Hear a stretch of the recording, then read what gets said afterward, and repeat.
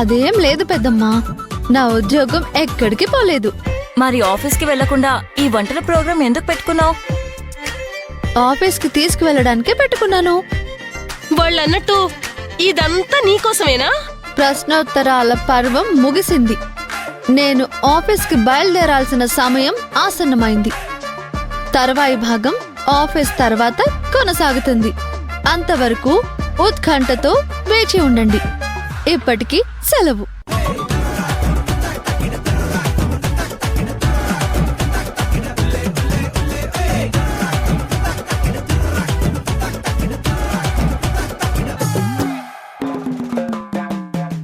ఇదింత over buildup ఇస్తుందంటే ఇదేదో రచ్చ చేసేలానే ఉంది. తలనొప్పి టాబ్లెట్ రెడీగా పెట్టుకోండి ఆంటీ.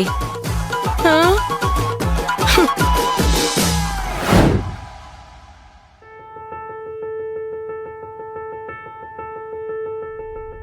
శ్యామ్, ఎవ్రీ ఇయర్ ఖుషి బర్త్డేకి వారం రోజుల ముందు నుంచే హడావిడి చేసేవాడివి.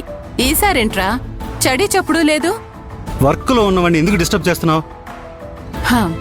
వర్క్ లో పడి మర్చిపోతాడేమోనని గుర్తు చేస్తున్నాను.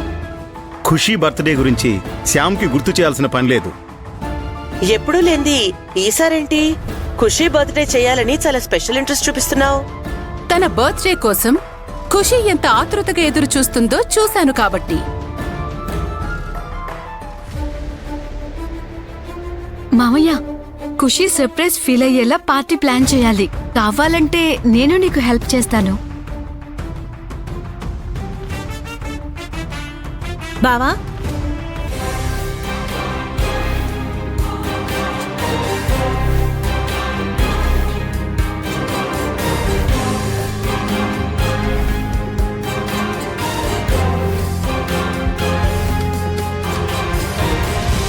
హాయ్ మంజు.